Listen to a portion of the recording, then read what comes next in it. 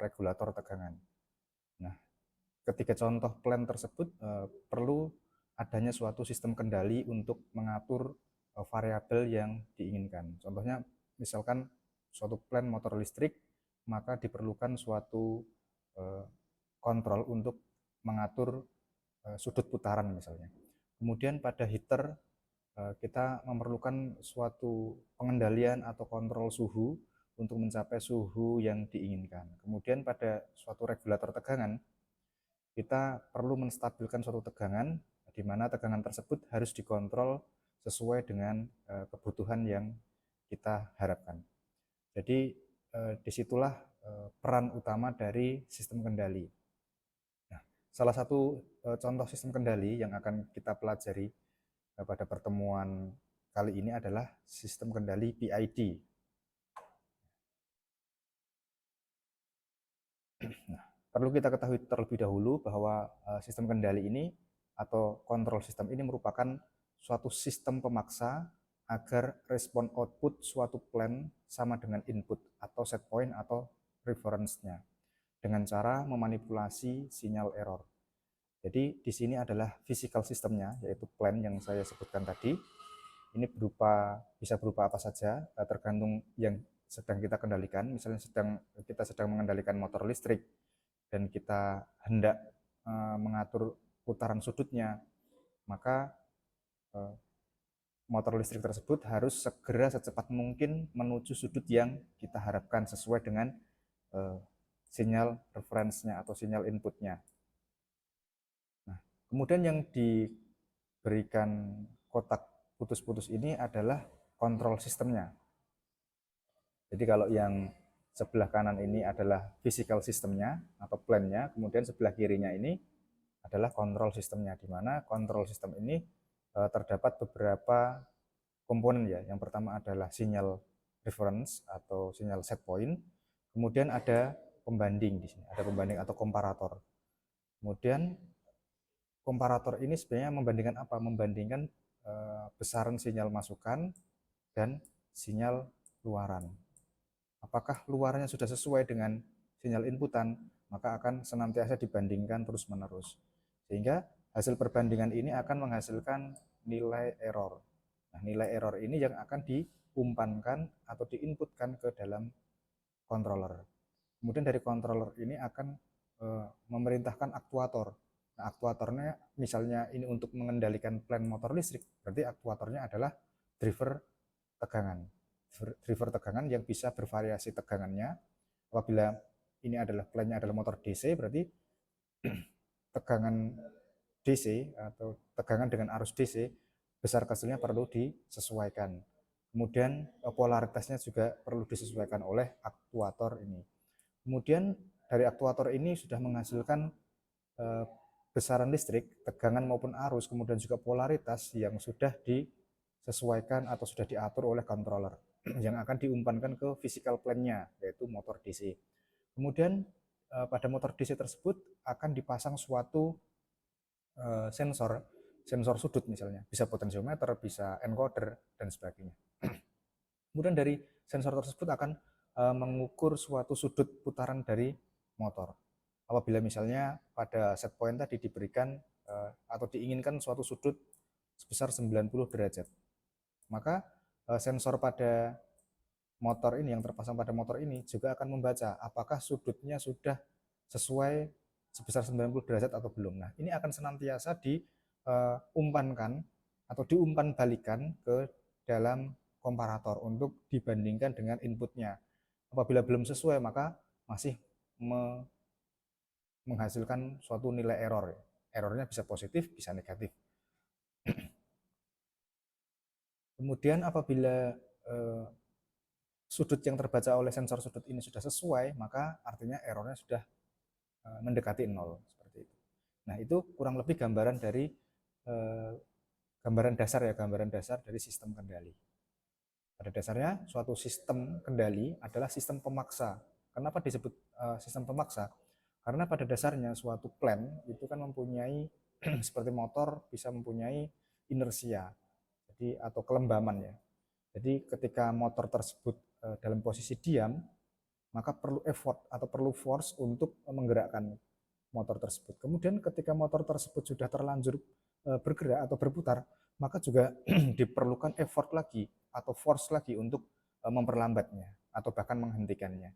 Nah, makanya di sini ada yang disebut dengan sistem pemaksa. Nah, ini tanda kutip pemaksa ya. Jadi memang pemaksa ini fungsinya untuk memberikan effort, effort dari keadaan diam agar bisa segera berputar, maka dipaksa untuk berputar.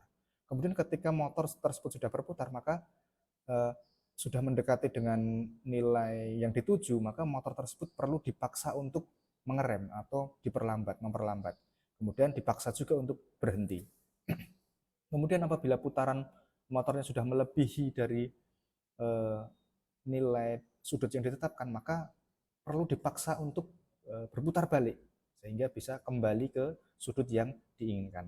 Oleh karena itu, agar lebih mudah dipahami, maka sistem kendali ini bisa didefinisikan seperti sistem pemaksa. Sistem pemaksa agar respon output suatu plan sama dengan inputnya dengan cara memanipulasi sinyal errornya. Sinyal error ini adalah satu-satunya variabel yang digunakan oleh controller.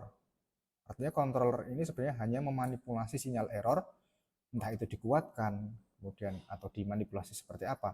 Tapi kurang lebih controller pada PID ini adalah suatu penguat ya. Suatu penguat, jadi errornya dikuatkan sedemikian rupa sehingga bisa sesuai untuk menjalankan atau memerintahkan aktuator agar bisa menjalankan motor sesuai dengan sudut yang diinginkan. Kemudian karena ini adalah sistem kendali loop tertutup, maka terdapat suatu sensor untuk senantiasa mengukur besaran pada motor tersebut. Dan kemudian informasi dari sensor tersebut diumpan balikan ke komparator dan dibandingkan dengan inputnya. Ini disebut dengan sistem kendali kalang tertutup atau closed loop. Nah, apabila kita buat grafik ya, respon output suatu plan itu akan seperti ini. Bagian sebelah kiri yang A ini adalah sistem yang stabil. Jadi ketika diberikan input atau referensi atau set point berupa step gini ya, maka respon output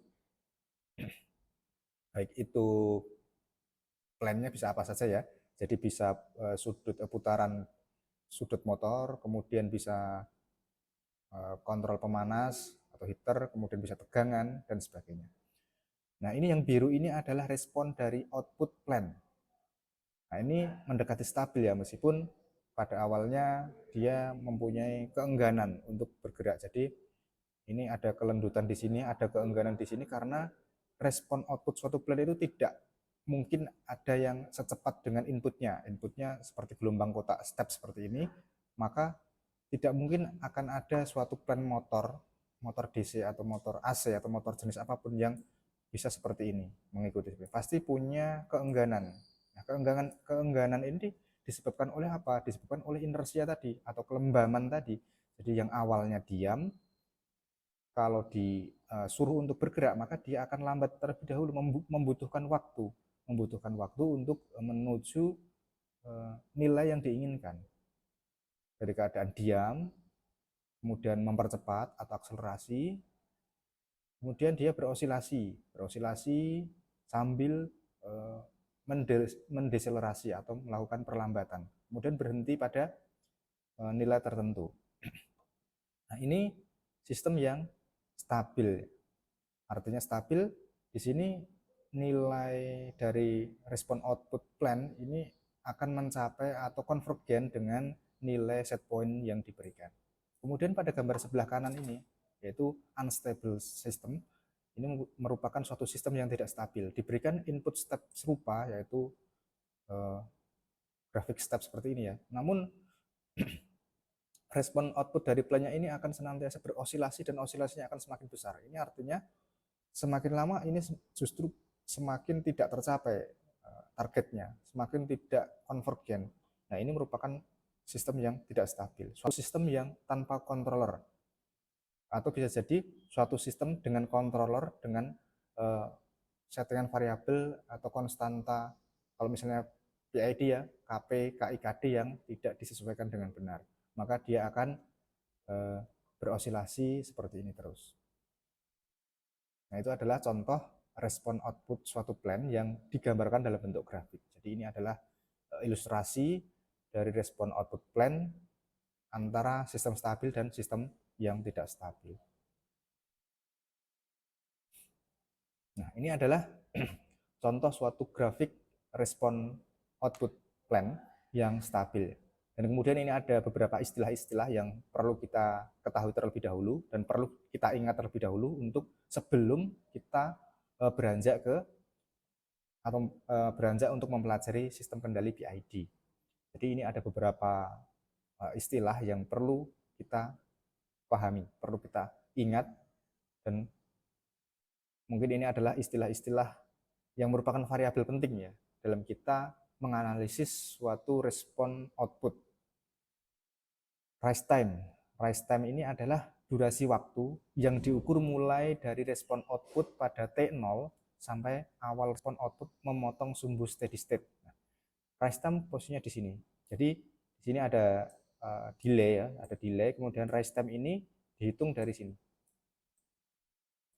Ketika outputnya mencapai 1% ya, 0,1, maka rise time-nya dimulai dari sini, dari garis ini, kemudian sampai memotong sumbu steady state. Nah, kurang lebih di sini steady state-nya, kurang lebih di sini, di antara ini, di antara dua garis ini sudah disebut dengan steady state.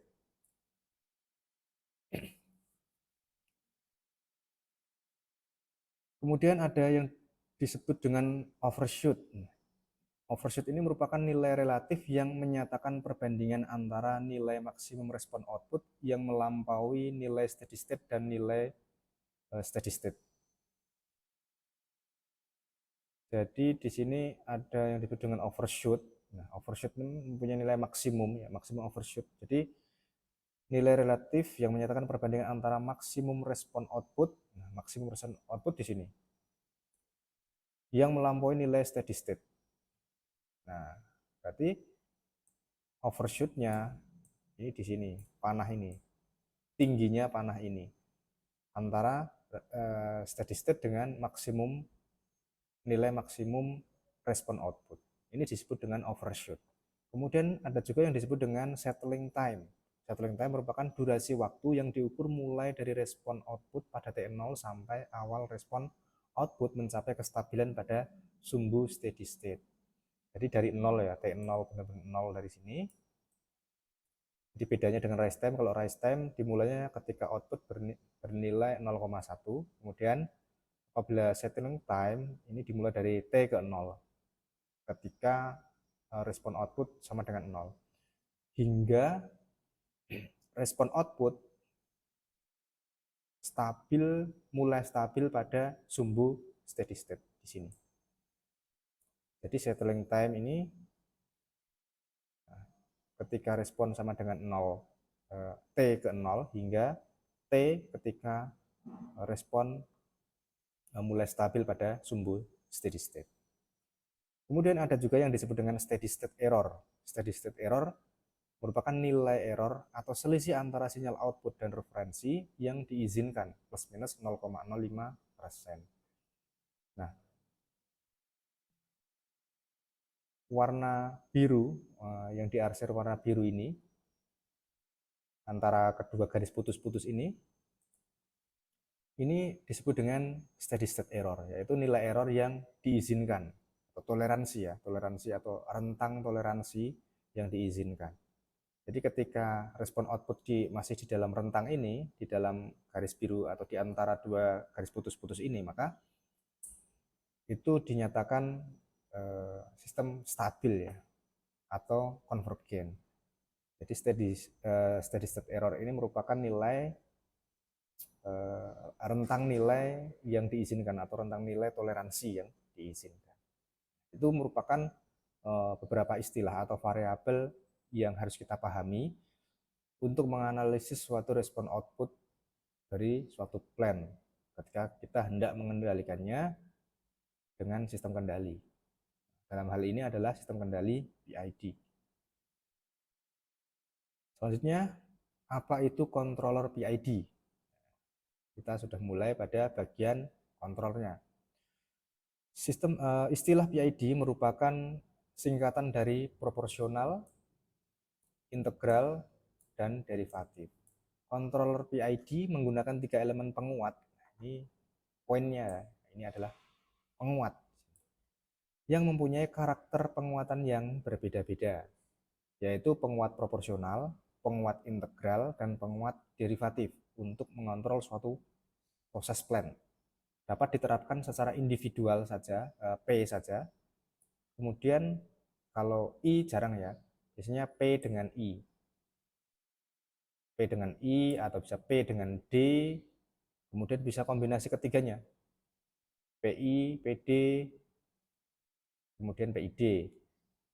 Nah, kalau yang ini tidak memungkinkan ya kayaknya, yang I saja atau D saja ini tidak memungkinkan. Yang memungkinkan justru malah hanya P saja, kontrol proporsional. Nah, ini kontrol proporsional ini merupakan suatu kontrol konvensional ya, yang sering kita jumpai pada sistem yang sangat sederhana, biasanya hanya menggunakan kontrol proporsional. Nah, di sini apabila kita lihat dari bagan ya, di bagan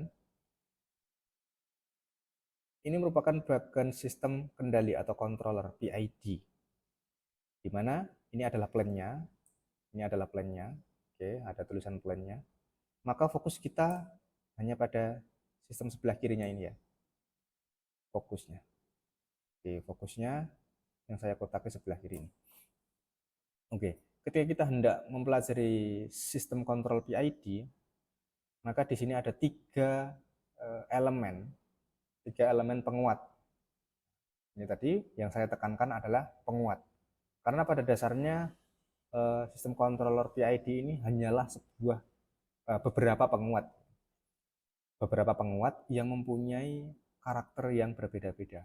Yang pertama adalah penguat proporsional. Nah, ini penguat proporsional ini di dalam penguatannya ini disebut dengan penguatan atau gain, dan di sini disebut dengan KP atau konstanta proporsional. Konstanta proporsional ini sama dengan gainnya, nilai gain. Misalnya diberi nilai KP sama dengan 1, maka ketika inputnya 1, keluarnya juga 1. Ketika kita berikan KP 2, ketika inputnya 1, berarti inputnya dikalikan dengan 2, outputnya jadi 2. Gitu. Nah, itu untuk penguat proporsional. Kemudian ada penguat integral.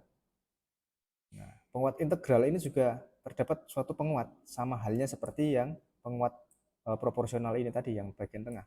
Namun ada bagian integrasinya, seper S. Nah, ini saya buat dalam simuling ya. Jadi blok seper S ini merupakan integrasi.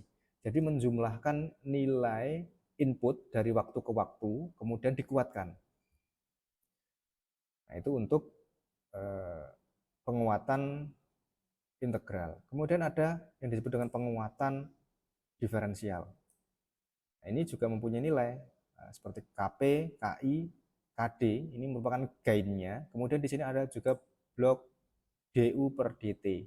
DU per DT ini senantiasa menghitung selisih antara nilai input yang sudah terjadi dengan input saat ini. Seperti itu. Kemudian baru dikuatkan. Jadi ketiga penguat ini mempunyai karakter yang berbeda. Yang mudah dipahami adalah penguat proporsional bagian tengah ini tadi. Sehingga hanya meneruskan sinyal input, kemudian dikalikan dengan gainnya, kemudian dikeluarkan pada outputnya seperti itu. Nah, kemudian yang kedua penguat ini yaitu penguat integral dan diferensial ini terdapat suatu tambahan di belakang penguat. Bisa di belakang penguat segitiga ini, bisa di depannya sama saja. Kalau perkalian kan dibolak-balik sama saja. Ini artinya kalau serial seperti ini, suatu sistem blok diagram itu apabila dihubungkan secara serial ini artinya dikalikan. Sehingga posisinya ini bisa di bolak-balik di depan atau di belakang sama saja. Nah, ini ada tambahan blok-blok sebelum dikuatkan. Blok-blok inilah yang mungkin agak sedikit apa ya, sedikit sulit kita pahami. Namun apabila kita sudah belajar tentang integral, kemudian diferensial dasar, itu akan lebih mudah dipahami. Sebenarnya sudah dipelajari pada semester awal ya, semester awal di mana di mata kuliah mungkin di mata kuliah matematika sudah dapat ya mata mata mata kuliah matematika teknik yang kemudian juga kalkulus itu sudah mempelajari tentang integral dan diferensial. Namun pada mata kuliah yang terlalu teoritis mungkin susah kita pahami ya sebagai mahasiswa mungkin ini apa sih gunanya integral ini digunakan untuk menghitung apa sih sebenarnya kok sulit banget dipelajari namun nggak tahu fungsinya. Kemudian ada diferensial pula. Nah, kalau di dalam penerapannya ini jelas ya kita mempelajari fungsi-fungsi integral kemudian diferensial ini bukan tiada gunanya namun memang digunakan pada saat kita merancang suatu sistem kendali. Nah, di sini sistem kendali PID ini sangat erat kaitannya dengan teori-teori integral dan diferensial. Jadi sebenarnya untuk memahami integral itu mudah ya ketika kita sudah praktek langsung di apa ya teknikalnya gitu daripada di teoretikalnya. Kalau teoretikal itu ya cenderung kita ngawang-ngawang ya. Namun ketika kita sudah praktek di teknikalnya, kita sudah merancang suatu sistem, misalnya sistem kendali PID, di sana dituntut untuk bisa memahami apa itu integral, kemudian diferensial, proporsional, maka kita harus bisa dan apa istilahnya ketika sudah dituntut seperti itu dan kita sudah melihat secara langsung responnya, kemudian variabel-variabelnya, apa yang perlu kita pahami, maka di situ akan lebih mudah memahaminya. Contohnya seperti integral ini tadi. Sudah saya sebutkan di awal tadi bahwa blok 1/s ini adalah integrasi. Integrasi itu artinya apa? Menjumlahkan nilai input saat ini dan sebelumnya. Saat ini dan sebelumnya seperti itu terus-menerus. Apabila digambarkan dalam bentuk grafik, misalnya grafik seperti ini. Ini adalah sumbu Y, kemudian ini sumbu X-nya. Sumbu X ini adalah waktu. Kemudian sumbu X ini adalah waktu, oke. Kemudian sumbu Y-nya adalah misalnya adalah sudut ya, sudut gitu ya. Maka respon respon output suatu motor tadi misalnya seperti ini. Padahal ini adalah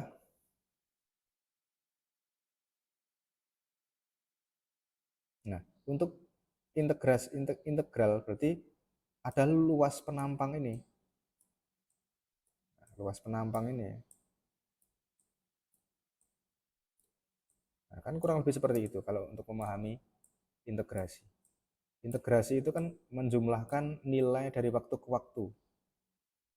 Kemudian baru dikuatkan. Menjumlahkan, kemudian dikalikan, menjumlahkan, kemudian dikalikan. Artinya kita mendapatkan suatu area atau luasan. Itulah cara kita memahami integrasi atau integral. Kemudian apabila diferensial, ini sebenarnya hanya menghitung selisih input masa lalu dengan input saat ini. Kemudian baru dikuatkan. Seperti itu terus. Setiap loopingnya seperti itu terus. Setiap waktunya seperti itu terus. Jadi senantiasa menghitung selisih antara input saat ini dengan input masa lalu, kemudian dikuatkan. Inputnya apa? Inputnya adalah error karena ketiga penguat ini tadi mendapatkan sinyal dari komparator. Komparator ini tadi apa? Sudah saya sebutkan di atas bahwa komparator ini adalah suatu pembanding, pembanding antara nilai referensi dengan nilai output yang terbaca oleh sensor pada plan. Jadi hasil perbandingan dari komparator ini menghasilkan nilai error. Nah, nilai error ini yang akan digunakan untuk menginput ketiga penguat tadi. Jadi nilai errornya yang diintegralkan, kemudian nilai errornya yang diproporsionalkan, kemudian nilai errornya yang didiferensialkan, kemudian digabungkan menjadi satu, disumming di sini. Disumming menjadi satu, kemudian diumpankan ke plan untuk mengendalikan plan. Nah, kurang lebih gambaran controller PID itu seperti itu. Jadi ada 3 komponen atau elemen utama yang merupakan sejatinya hanyalah sebuah penguat, 3 buah penguat yang mempunyai karakter yang berbeda-beda. Penguat proporsional, penguat integral, kemudian penguat derivatif atau diferensial.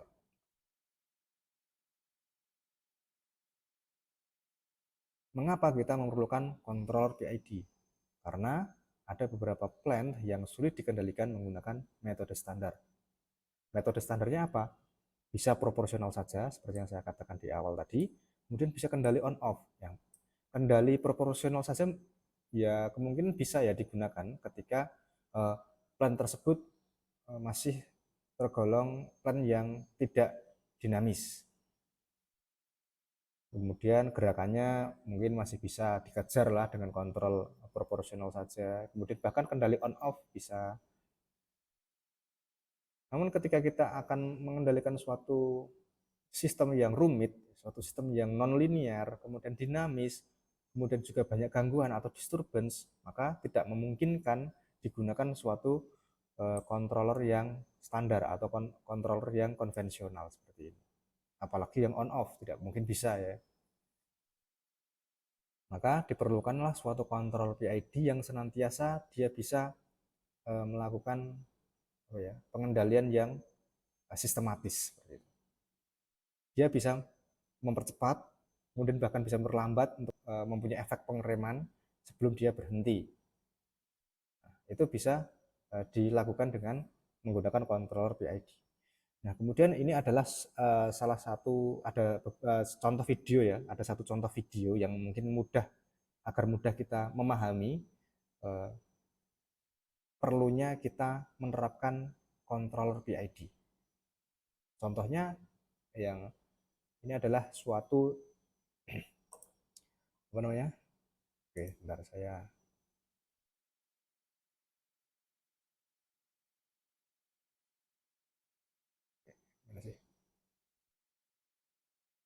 Nah, ini adalah suatu pengendalian sudut putaran motor ya, motor DC ya.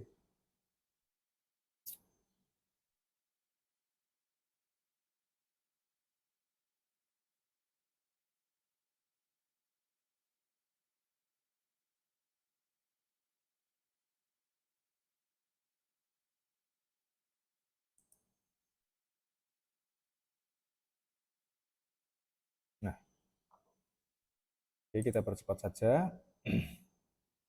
Jadi ini adalah demo PID.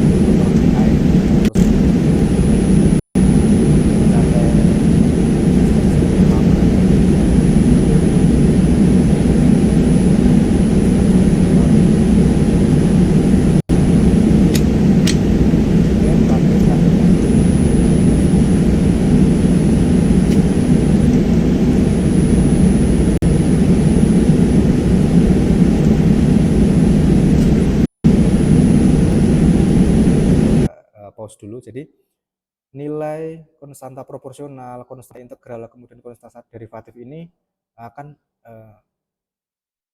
kita variasikan ya, kita setting, kita tuning, dan kemudian hasil dari tuningan ini akan menghasilkan respon yang berbeda-beda, mempunyai karakter yang berbeda-beda dari kombinasi dari ketiga penguat ini.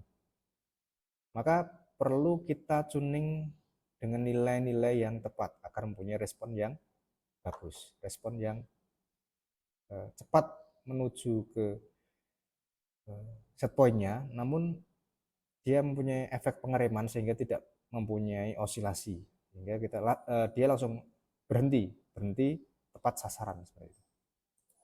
Kita lihat sama.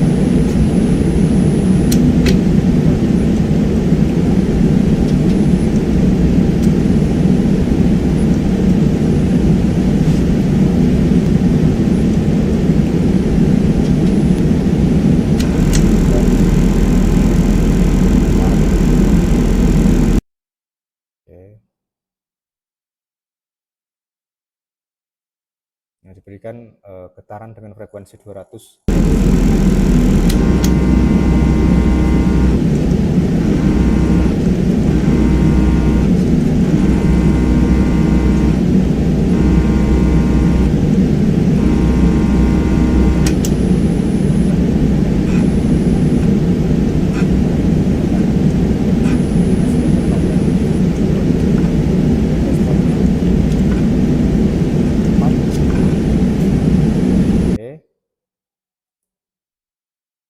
Responnya cepat ketika hendak menuju set point-nya, namun ketika mendekati set point dia ada efek pengereman, kemudian bisa berhenti tepat sasaran tanpa adanya overshoot, apalagi osilasi. Jadi tidak ada overshoot, tidak ada osilasi. Nah, itulah adalah salah satu contoh penerapan kendali PID dengan tuning yang tepat. Nah, pada sistem atau plan motor DC ini nilai KP-nya adalah 10.000, nilai KI-nya adalah 6.000, kemudian nilai KD-nya adalah 350. Kemudian ditambah dengan getaran tadi dengan frekuensi 8 Hz. Namun 800 Hz. 800 Hz ini tidak wajib ya pada kontrol PID, ini hanya tambahan dari pembuat alatnya. Nah, yang paling penting adalah penentuan atau tuning dari nilai KP, KI, KD yang merupakan nilai penguatan proporsional, penguatan integral, kemudian penguatan derivatif. Nilainya demikian. Nah, ini nilai ini apakah sama bisa digunakan untuk berbagai sistem? Tentu saja tidak. Jadi nilai-nilai ini hanya cocok pada sistem ini yang sudah diujikan tadi. Nah, ketika kita hendak membuat plan yang baru, misalnya untuk heater atau mungkin untuk regulator tegangan atau untuk yang lain, mungkin sama-sama dengan motor DC, namun nilai spesifikasi motor DC-nya berbeda, maka nilai KP, KI, KD-nya ini juga akan berbeda lagi. Perlu kita sesuaikan lagi dengan cara pengujian ini tadi.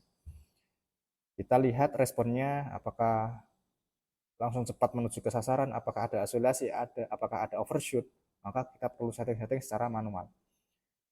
Sebenarnya ada cara untuk men-setting atau men-tuning manual, trial and error, namun secara sistematis, yaitu bisa menggunakan metodenya Ziegler-Nichols, Cohen-Kuhn, dan sebagainya. Jadi ada banyak. Nah, itu mungkin akan kita pelajari pada bab-bab selanjutnya atau pertemuan-pertemuan selanjutnya. Nah, oke, itu tadi adalah contoh video demonstrasi perlunya suatu sistem kontrol PID. Bisa kita setting agar tidak berosilasi ketika plan tersebut hendak menuju set point-nya. Ya, perlu adanya controller PID yang mempunyai efek akselerasi, deselerasi, dan pemberhentian yang tepat pada sasaran yang diinginkan.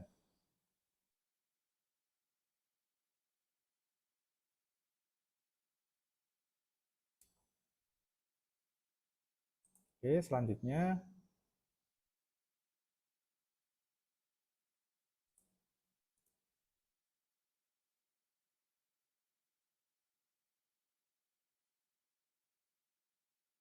Kita kembali ke slide lagi.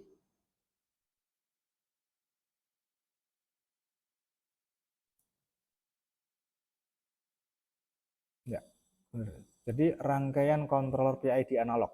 Karena pada mata kuliah ini adalah mata kuliah perancangan sistem elektronis, maka perlu kita ketahui atau perlu kita konversi ya dari tadi yang masih dalam bentuk blok sistem seperti ini. Nah, seperti ini. Nah, seperti ini adalah blok sistem atau skema, blok diagram suatu sistem kendali seperti ini. Lalu kemudian ketika kita hendak membuatnya atau merancangnya dalam suatu sistem elektronis, maka bentuknya akan seperti apa? Nah, seperti yang saya jelaskan tadi ya, karena di sini adalah penguat, penguat-penguat, ada 3 penguat yang punya karakter yang berbeda, maka dalam perancangan sistem elektronisnya, perancangan kontrol PID analog secara elektronisnya, secara sirkuitnya, maka akan terdiri dari komponen-komponen utama tadi yang saya sebutkan di dalam blok diagramnya. Bahwa controller PID analog ini terdiri dari beberapa penguat op-amp. Nah, sebenarnya ini kita hanya membutuhkan beberapa op-amp dan komponen-komponen lainnya. Tapi yang paling penting adalah komponen op-ampnya, karena di sini merupakan penguat, terdiri dari beberapa penguat, penguat proporsional, integral, kemudian derivatif, kemudian juga ada tambahan komparator tadi untuk mengukur nilai error, yaitu membandingkan antara nilai input dan nilai output untuk menghasilkan nilai error, maka digunakanlah suatu penguat komparator. Kemudian untuk menghubungkan menggabungkan nilai dari penguatan proporsional, integral, dan derivatif, kita juga membutuhkan summing amplifier atau penguat penjumlah. Nah, ini juga masuk di dalam rangkaian kontrol PID analog. Jadi yang pertama, oke, kita kupas satu persatu ya. Komparator amplifier ini menguatkan selisih tegangan input atau reference dan tegangan feedback. Feedback ini dari apa? Dari sensor yang terpasang pada plant. Berarti ini adalah tegangan output ya. Tegangan feedback ini sama dengan tegangan output yang dibandingkan dengan tegangan input atau tegangan referensi atau tegangan set point untuk menghasilkan tegangan error. Nah, tegangan error ini nanti digunakan untuk dijadikan sebagai input pada penguat proporsional, penguat integral, penguat derivatif, seperti itu. Kemudian apa itu penguat proporsional? Sudah kita bahas di awal tadi. Ini yaitu menguatkan tegangan error. Nah, ini lebih spesifik ya, lebih spesifik ke teknikalnya karena kita akan merancang suatu kontrol PID yaitu controller PID analog. Maka yang dikuatkan adalah apa? Tegangan errornya secara proporsional atau linear. Apa yang dimaksud dengan linear? Ketika kita mempunyai input nilainya 1, kita kuatkan, kemudian nilai penguatannya adalah 1, maka outputnya juga linear 1. Ketika penguatannya adalah 2, ini dikalikan secara linear saja. 1 input dikali dengan penguatan. Inputnya 1, kemudian penguatannya 2, berarti outputnya 2. Dan seterusnya. Nah, ini penguatannya untuk penguat proporsional ini adalah menguatkan tegangan error secara linear. Hanya dikalikan saja. Kemudian penguat integral. Ini menguatkan tegangan error secara integral, yaitu menguatkan penjumlahan error. Menguatkan penjumlahan error T-1 dan error T. Jadi kalau integrasi itu kan menjumlahkan nilai error masa lalu, nilai error yang sebelumnya, dengan nilai error saat ini. Error masa lalu itu apa? Error ketika T-1. Kemudian error saat ini adalah error ketika T. Oke, bisa dipahami ya. Jadi untuk tegangan error ini akan dikuatkan secara integral, yaitu yang dikuatkan adalah penjumlahan nilai error sebelumnya dan nilai error saat ini. Kemudian untuk penguat derivatif, yaitu menguatkan tegangan error secara derivatif. Nah, ini kebalikan, kurang lebih seperti kebalikannya integral, menguatkan pengurangan error sebelumnya dan error saat ini. Jadi error sebelumnya ini berapa, error saat ini berapa, kemudian ini dihitung selisihnya berapa. Selisihnya berapa? Nah, selisih inilah yang akan nanti dikuatkan. Nah, itu adalah penguat derivatif. Kemudian selanjutnya adalah summing amplifier atau penguat penjumlahan. Nah, ini menguatkan penjumlahan tegangan output dari ketiga penguat, yaitu penguat P, I, dan D, menghasilkan tegangan kontrol pada input plan. Oke, kurang lebih rangkaiannya seperti ini. Nah, ini adalah rangkaian controller PID analog. Nah, ini terdiri dari op-amp di sini. Komparator ini juga menggunakan op-amp yang mengkomparasikan atau membandingkan tegangan referensi atau input dengan tegangan output atau feedback VF, VF dibandingkan untuk menghasilkan apa? Menghasilkan error. Nah, di sini ada V error. V error ini kemudian diumpankan ke penguat proporsional, integral, dan diferensial atau derivatif. Nah, ketiga penguat ini juga terdiri dari op-amp. Nah, namun di sini mempunyai komponen yang sedikit berbeda. Ketika proporsional hanya terdapat resistor, 2 buah resistor. Kemudian pada integral ini terdapat 1 resistor di bagi input invertingnya, kemudian ada kapasitor pada feedbacknya. Kemudian pada penguat diferensial ini adalah kebalikan dari integral. Kebalikan berarti di sini ada kapasitor pada input pada input invertingnya, inverting, ada negatif inverting, kemudian ada nilai ada resistor untuk feedbacknya. Jadi ini kebalikan ya, integral inputnya adalah resistor, kemudian feedbacknya adalah kapasitor. Kemudian kalau diferensial inputnya adalah kapasitor, feedbacknya adalah resistor. Kalau proporsional tadi, baik itu input maupun feedback itu adalah menggunakan resistor, tidak ada kapasitornya di sini.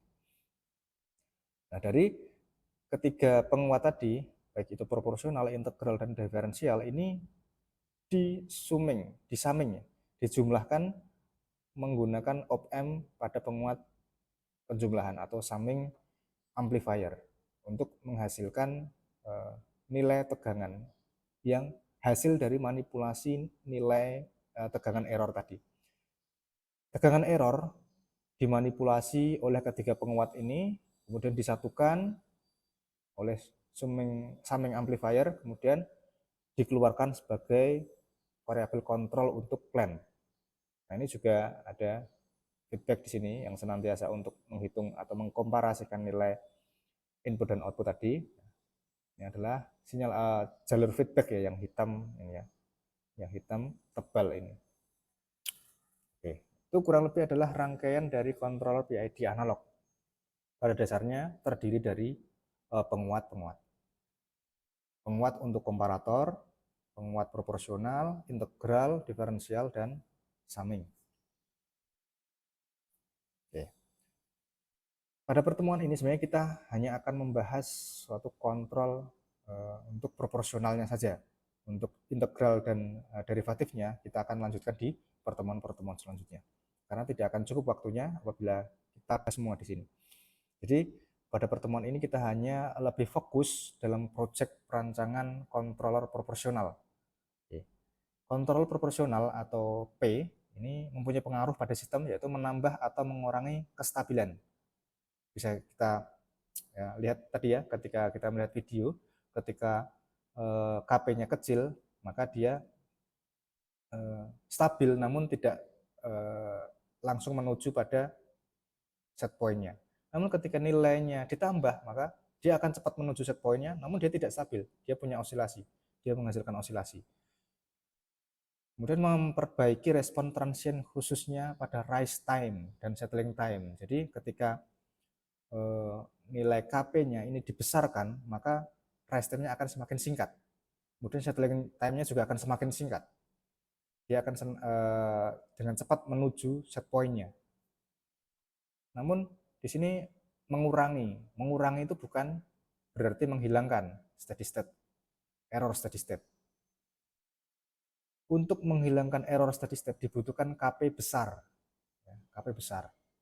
Tadi kan ketika diberikan gangguan kecil seperti ini, kemudian suruh balik lagi, dia masih punya selisih atau masih punya nilai error yang tidak tidak cepat tercapai dan dia lambat seperti itu. Nah, itu dibutuhkan KP yang besar agar senantiasa dengan cepat menuju set point-nya. Namun justru dengan memberikan nilai KP yang besar akan membuat ketidakstabilan dan akan berosilasi. Nah, itu adalah trade off ya. Ada tarik ulur di situ ketika ya ada komplikasi di situ.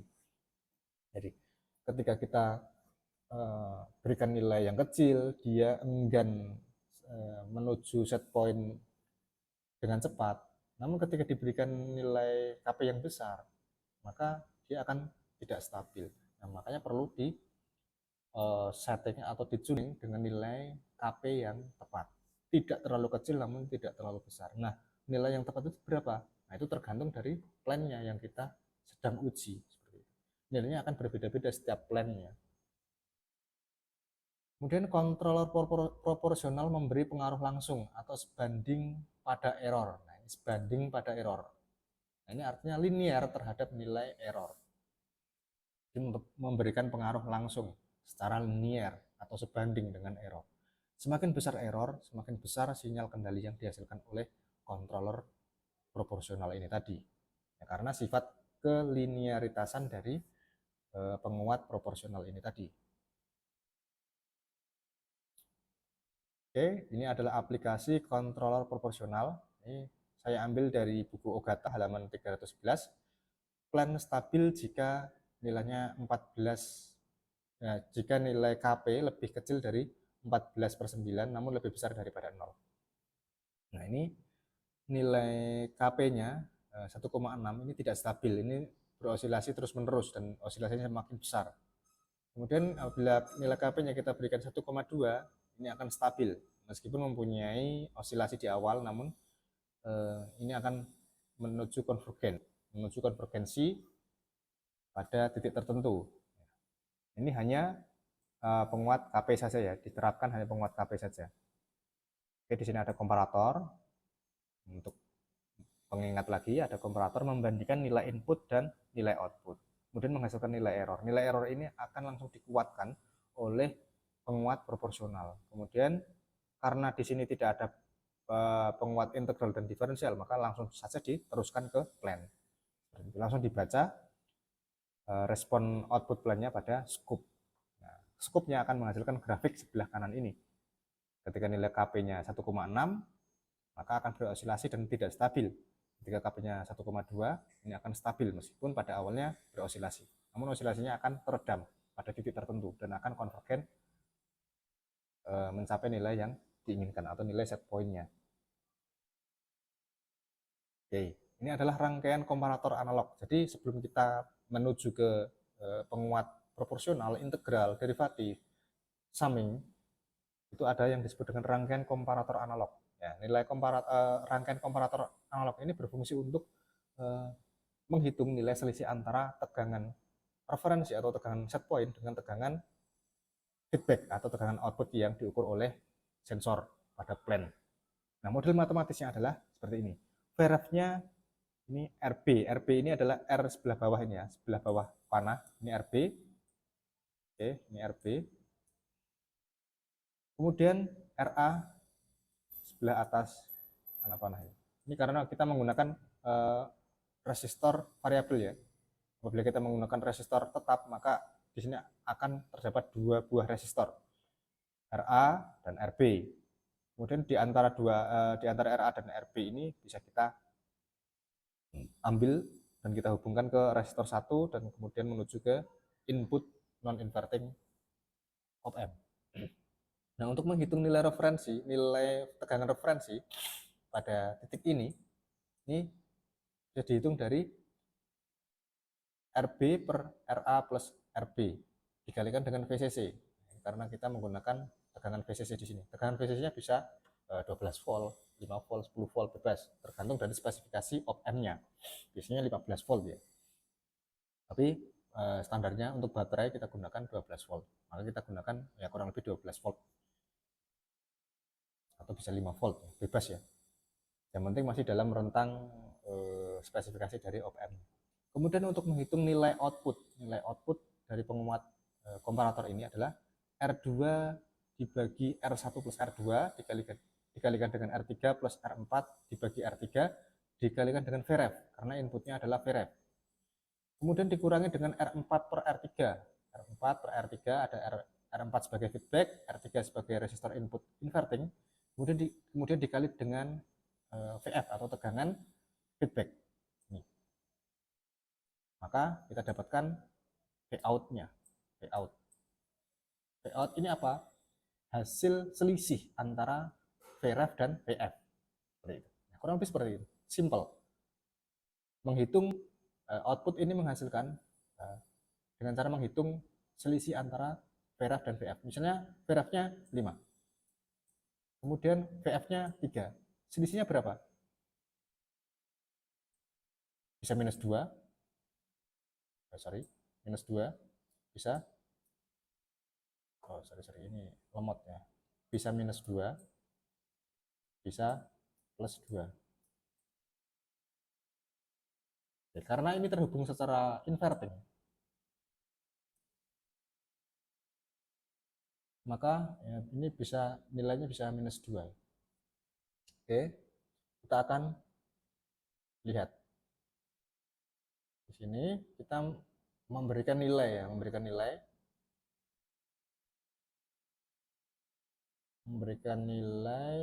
dengan nilai resistor yang sama ya, untuk mempermudah ya. Jadi untuk R feedbacknya 22 kilo ohm, untuk R input invertingnya juga sama, resistor input non invertingnya, kemudian resistor ground sama. Kemudian untuk nilai resistor pada VREF-nya ini kita maksimalkan di sini ya. Jadi sebenarnya di sini. Nah, jadi RA-nya ini adalah 0 ohm. Kemudian RB-nya yang bagian bawah panah ini adalah 10 kilo ohm. Jadi ini agar VREF-nya sama dengan VCC seperti itu. VREF-nya sama dengan VCC. Jadi VREF-nya sama dengan 5 volt. Nah, berarti VCC-nya kita buat 5 volt tadi ya. VCC-nya adalah 5 volt. Maka apabila posisi potensionya kita maksimalkan dan mentok pada VCC, maka nilainya VREF-nya sama dengan VCC, yaitu 5 volt. Kemudian Vout-nya tadi sesuai dengan rumus yang sudah dituliskan di atas tadi, menghasilkan nilai 2 volt.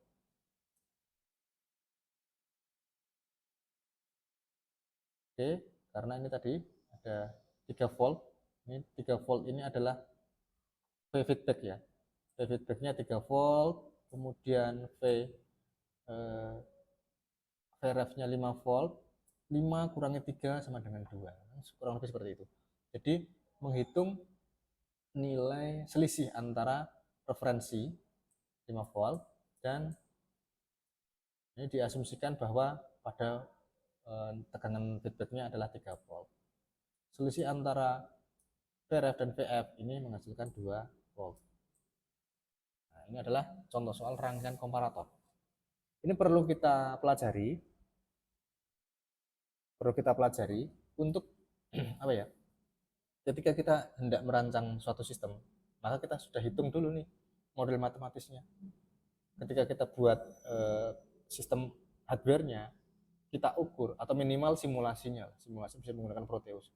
Nanti ketika kita ukur dengan voltmeter, apakah nilainya sama dengan model matematis? Apabila sudah sama, artinya konsisten antara hasil rancangan hardware atau simulator kita dengan hasil model matematisnya. Apabila nilainya sama, berarti konsisten, dan kemungkinan besar sistem yang kita buat sudah benar karena sesuai dengan teorinya, sesuai dengan model matematisnya.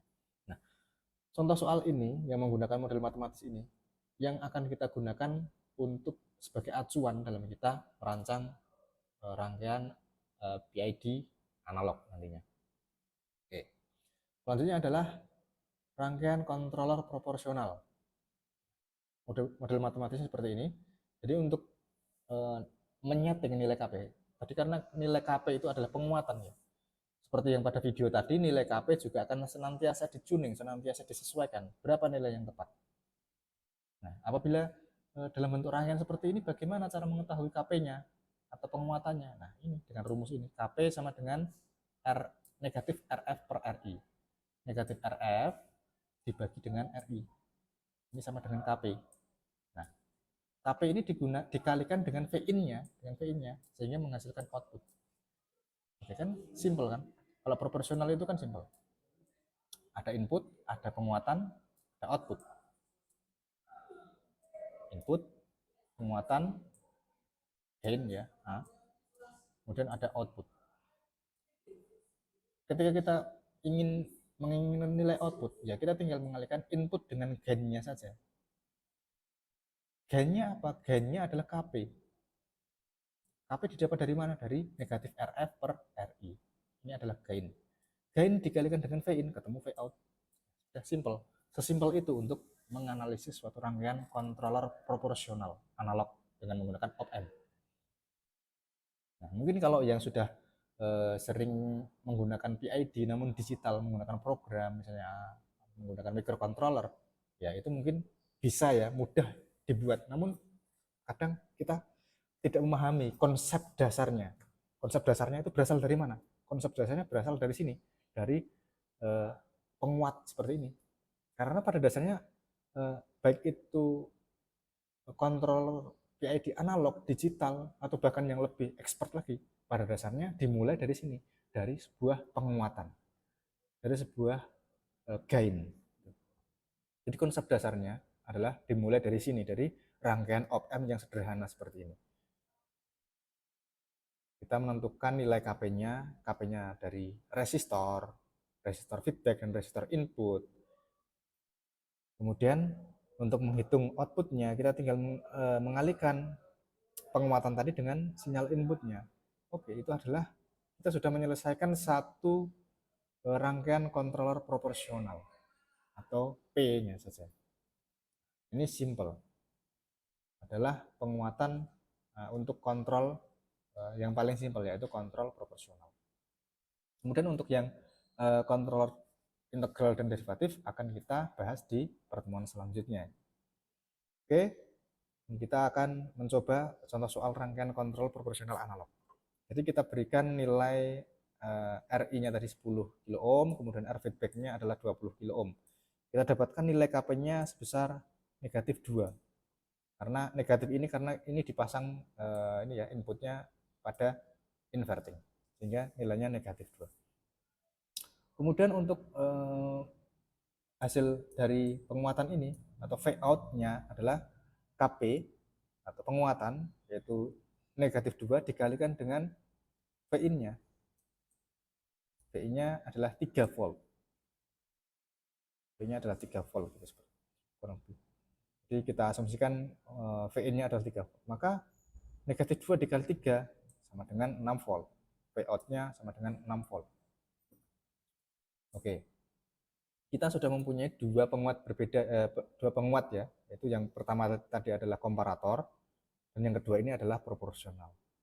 Oke, kita akan beralih ke Proteus untuk merancang suatu rangkaian penguat komparator terlebih dahulu.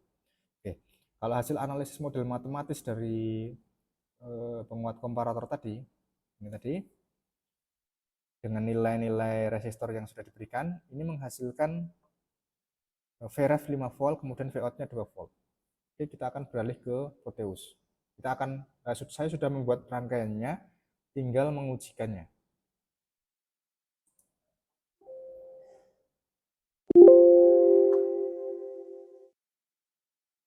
Oke, saya sudah membuat Proteus.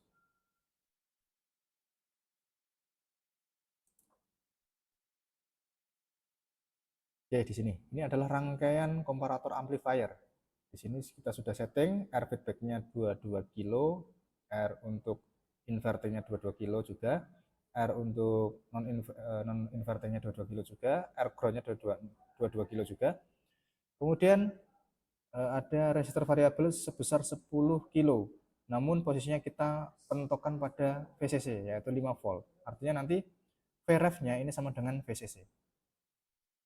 Kemudian apakah ketika sistem ini nanti ya oke, sebelum kita uji, kita cek dulu untuk V feedbacknya. Oke, sorry. Tegangan feedbacknya saya setting berapa saya lupa. Ntar not responding.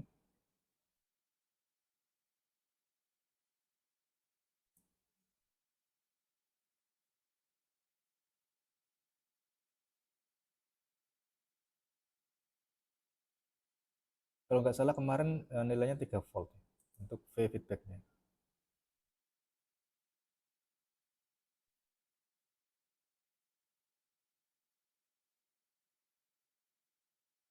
Oke, nah, ini muncul apa ini? Belum muncul ya. Nah, ini 3 volt ya, voltage-nya 3 volt. Oke.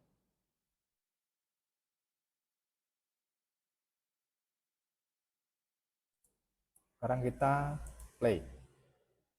Kita uji apakah hasil pengukurannya dari rangkaian yang sudah kita buat ini tadi, nilai outputnya atau nilai referensinya sama dengan model matematis tadi.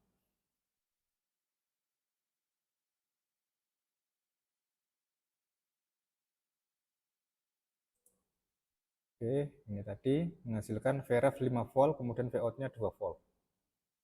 Apakah di Proteus demikian? Oke, ini masih loading.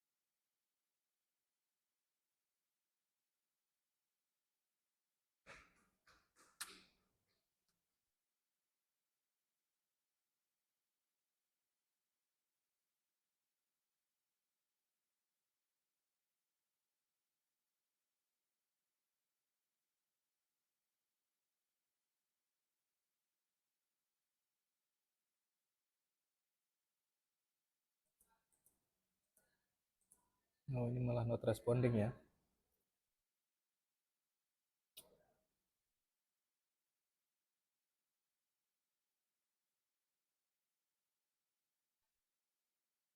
Nah, oke, kita sudah tampil. Ini nilainya VREF sama dengan 5 volt.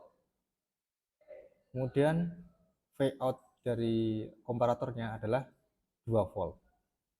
Berarti sudah sesuai ya antara sistem rangkaian komparator amplifier yang kita rancang di Proteus dengan model matematis yang kita hitung tadi sudah sesuai. VREF 5 volt, Vout 2 volt. Oke, kita cek lagi. VREF 5 volt, Vout 2 volt. Oke, sesuai. Kemudian kita beralih ke rangkaian kontrol proporsional. Untuk nilai KP-nya tadi negatif 2 volt, kemudian Vout-nya negatif 6 volt karena terpasang secara inverting sehingga nilainya negatif.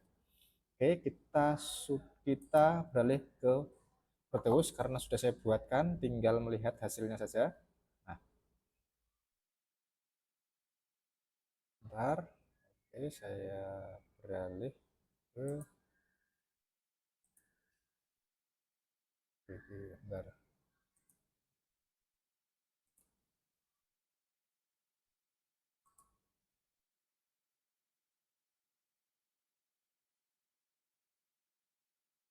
Nah,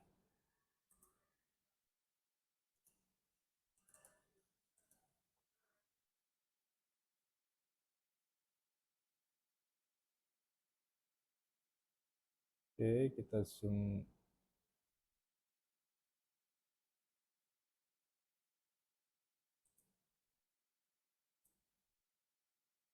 Nah, ini VREF-nya 3 volt.